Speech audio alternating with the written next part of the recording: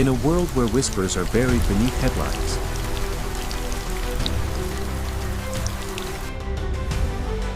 where the truth is drowned in silence,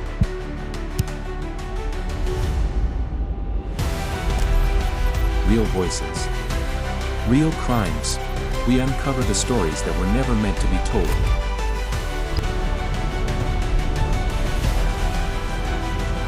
This is Silence of the Truth.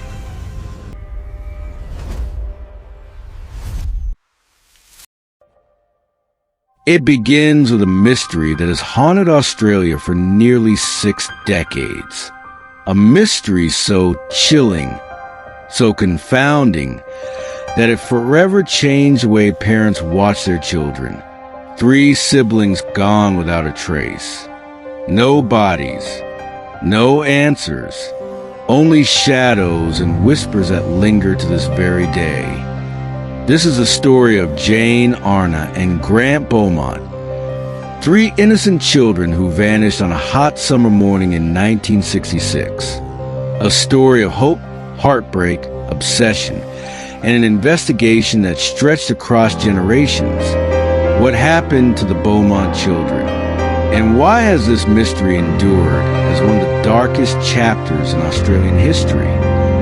To understand the impact of this case, we must step back in time to Australia in the mid-1960s. It was an age of innocence, a time when children roamed freely, barefoot and sunburned, their laughter echoing through neighborhoods and beaches.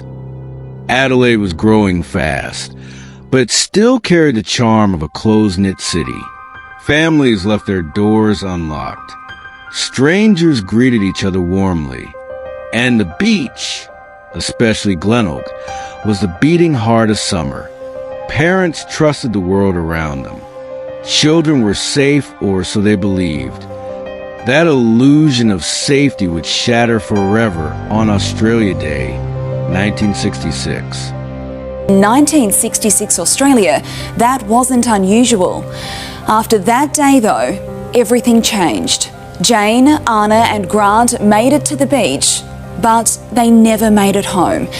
At the heart of our story is the Beaumont family, Jim and Nancy, and their 3 children, Jane, Arnna, and Grant. They lived in Somerton Park, a modest suburb just a short bus ride from Glenelg Beach.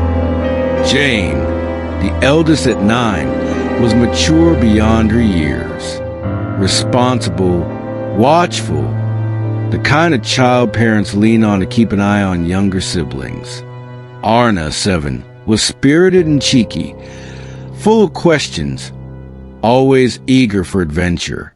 And Grant, just 4 years old, was the baby of the family, adored and protected by his sisters.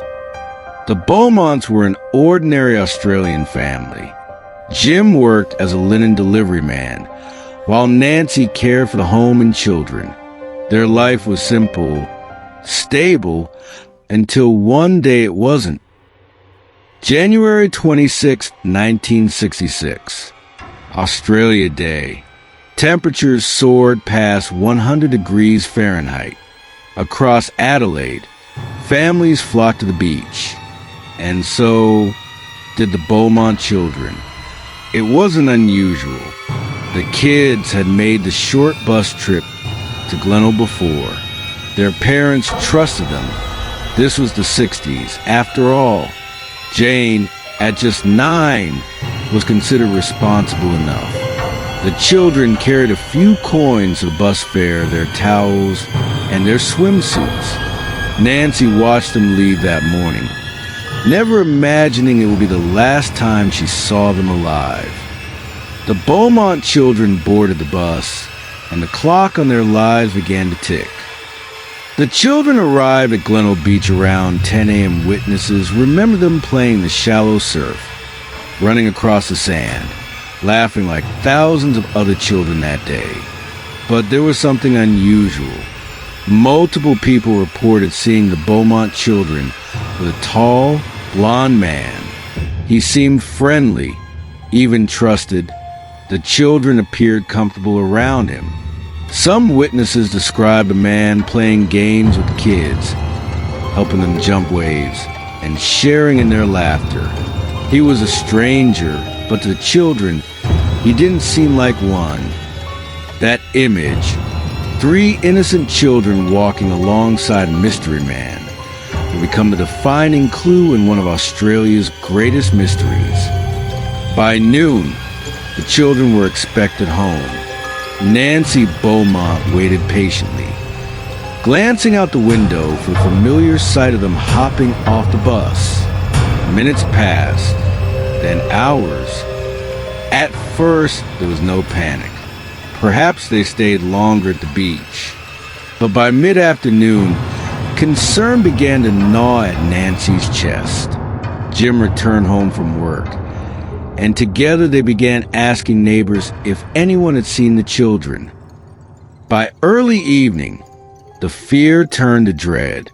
The Beaumont children had vanished, and with that, the quiet suburb of Somerton Park was plunged into a nightmare that would never end.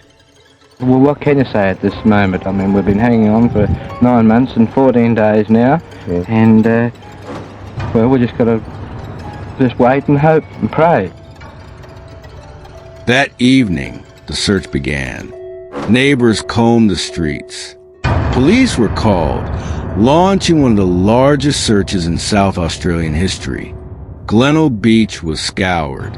Volunteers, officers, and even helicopters joined the hunt. But there was nothing. No towels, no clothes, no sign of Jane, Arnna, or Grant. The sand gave no answers. The ocean whispered no secrets. By nightfall, a chilling realization set in. 3 children had vanished in broad daylight, and Australia would never be the same again. It started with a missing persons report at Glenelg Police Station. Later in the afternoon, possibly 5 o'clock, 6 o'clock, Grant Beaumont, the father of the children, came into the station to report that these 3 children had returned home from the beach. Police files show patrols immediately scanned the beach, waterways and local cinemas. Jim Beaumont contacted friends of Jane, Arnna and Grant. Nothing useful was found. Nothing useful at all. By dawn the following day, the disappearance of the Beaumont children was headline news. What began as a neighborhood search became a national emergency. Parents across Australia held their children a little tighter. Something had changed forever. Police headquarters buzzed with urgency. Detectives interviewed every bus driver, shop owner, and beachgoer. Witness reports trickled in, but one detail stood out above all. The tall, blond man seen with the children. Who was he? Where did he take them? And why did the children appear to trust him? The Beaumont case had begun, and with it, the birth of modern Australia's darkest mystery. The witnesses gave conflicting accounts. Some remembered the man clearly, others were vague. One shopkeeper reported the children bought a meat pie with a £1 note, but their parents hadn't given him that much money. Where did it come from? Did the stranger pay? And if so, why? Investigators realized they weren't dealing with a simple case of children wandering off. Something sinister had unfolded. The theory grew. The children had been lured, perhaps even groomed, by someone who knew how to win their trust. The mystery man became the most wanted figure in Australia, but without a name, a vehicle, or a lead, the case stalled. For Jim and Nancy Beaumont, life had become unbearable.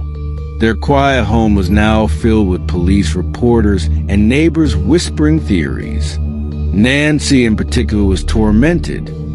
She had waved goodbye that morning, believing the children were safe. The press descended like vultures. Reporters camped outside their home, pushing cameras in their faces. demanding answers. Headlines sensationalized every clue, every rumor. And in the cruelest twist, some journalists suggested the parents themselves were to blame. Jim and Nancy were thrust into the national spotlight, grieving, broken, and accused by those desperate for answers. Police expanded their search radius. Hundreds of officers swept Adelaide's parks, drains, construction sites, and warehouses. Volunteers joined the hunt, digging in sand dunes and scouring vacant lots. But each night, the children failed to return. The public's imagination ran wild. Were they abducted? Lost at sea? Hidden in tunnels beneath the city? For the first time, Australians began to realize children were not always safe in their own neighborhoods. With no sign of the children, police turned to criminal profiles. Could this have been the work of a predator? In the 1960s, the concept of a child molester or serial abductor was barely understood by police. But psychologists were beginning to warn that such offenders existed in Australia. The idea horrified parents. For the first time, the innocence of the 1960s summer was replaced by suspicion. Strangers were no longer seen as friendly. They were potential monsters. Despite thousands of tips, dozens of searches, and nationwide coverage, the Beaumont children were never found. Weeks turned into months. The trail grew cold. But the investigation was far from over. Over the next decades, suspects would emerge, each one more chilling than the last. Some were convicted criminals. Some were pillars of the community. All were shrouded in suspicion. Who took the Beaumont children? And why has this mystery endured for nearly 60 years? The answers lie in the suspects and the darkness they carried. That's his belief, and I really appreciate him coming over. I mean, to find the children, but not the way that he says, because I don't believe that the children are dead, and I'll cling on to the hope until there's any evidence found otherwise. Yes. Do you expect to meet Dr. Crozet, Nancy? No, I don't, sir. Why is that? Because of the published remarks about him more concerned with the children than the parents? That's right. I don't think that Mr. I think it'd be very difficult for him to meet us. I think he's a very feeling man, and I think that his main objective is finding the children more so than talking to us, perhaps. Did you see him pass this morning? Well, I've seen all the cars go past, yes, but I didn't actually see him. I suppose there's been several false alarms over these past harrowing 9 months for you. Oh yes, it raises our hopes, and we're let down again, and now with Mr. Croiset's visit and all the press, and by the way, I would like to say at this stage that I will thank all the radio, television stations, and the press for what they have been doing. I mean, they are. I mean, I know everybody feels for us, but all over Australia. 1960s Adelaide was a very different time. A time of blissful naivety shaped by a country town mentality. A time when no one thought twice about a 9-year-old, a 7-year-old and a 4-year-old taking a bus to the beach on their own. It was really a sign of the times. I mean, you ask people back then, they'll tell you they went to sleep with their back door open, their front door open, people didn't lock their cars, we didn't have burglar alarms. But on Australia Day 1966, that trust vanished, along with 3 innocent children. As the days, weeks and then months dragged on, one of the largest police investigations in Australian history significantly changed the way we viewed the world and watched over our children. By the 1970s, the Beaumont case had become a grim national obsession. Nearly every Australian knew their names: Jane, Arnna, and Grant. But as time passed, theories began to spiral, and with them, a gallery of suspects emerged. The first was a man whose name would echo across the case for decades, Bevan Spencer von Einem, a shadowy figure, convicted years later of child murder. His ties to the Adelaide establishment, his predatory nature, and his chilling history made him a prime suspect. But could he have been the blonde man from Glenelg Beach? Detectives probed von Einem's background. He had targeted young boys, luring them with promises of fun and freedom. His crimes were brutal, his manipulation precise, and yet no physical evidence tied him to the Beaumont case. But whispers persisted. Some claimed he operated as part of a secret network of powerful men, predators hidden in plain sight. Was the Beaumont mystery not just about one man, but about a web of darkness lurking beneath Adelaide's surface? Another suspect was Harry Phipps, a wealthy Adelaide businessman, stylish, charismatic, and generous in public. Yet behind closed doors, a darker truth emerged. Phipps was known to have a disturbing attraction to children. Witnesses later claimed they had seen him with the Beaumont children. Others allege he ordered workers to dig a pit on his property. At the very time the Beaumonts vanished, could the answer lie buried beneath his factory floors? To see if there is any trace, any clue to the missing Beaumont children here in the Padawalanga boat haven. Public interest in this case, rather than lessening as the days have gone by to today, 8th, 9th days since the children disappeared, has increased to the extent where we see an amazing sight, a sight which I'm sure has not been duplicated in South Australia before. Thousands of people and hundreds of cars lining every inch of the surrounds of the Padawalanga boat haven. But once again, there was nothing to tell Jim and Nancy Beaumont. And that was the hard part, just breaking the news that there was no further information that could lead to the recovery of the children. Police have investigated hundreds of potential suspects over the years, with some names standing out above the rest. Bevan Spencer von Einem is a convicted child sex killer in jail for the murder of a 15-year-old boy.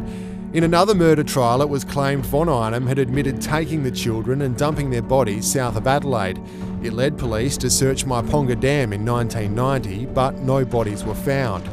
Counting against the von Einem theory, though, is the fact he was just 20 years old when the children vanished, whereas witnesses say the man spotted with the children on the beach on Australia Day was in his mid to late 30s. Another suspect, Arthur Stanley Brown, was 54 years old at the time, but he still bore a striking resemblance to the police sketch of the suspect. He's been linked to a number of killings and was charged with the murder of 2 young girls who disappeared from Townsville in 1970. Decades later, forensic teams would indeed dig at the old Phipps property. Hopes ran high. Was this finally the breakthrough? Excavators unearthed soil, debris, even old rubbish, but no remains. Once again, hope dissolved into despair. Each new lead seemed to end the same way. A dead end for Jim and Nancy Beaumont. The agony continued. They lived each day with unanswered questions, each year marked not by birthdays, but by anniversaries of absence. Other names surfaced: petty criminals, drifters, even convicted killers. Each time, the public braced for answers, and each time, disappointment followed.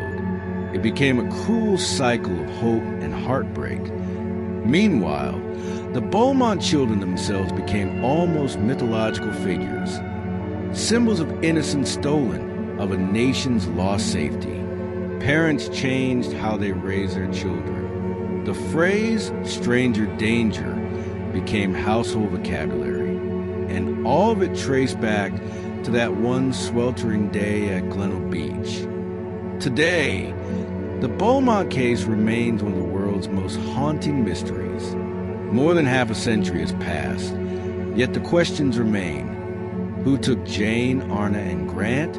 Was it a lone predator, a conspiracy, or someone never even suspected?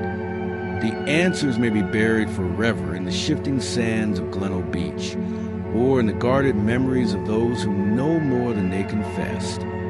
But one truth is certain: the disappearance of the Beaumont children changed Australia forever.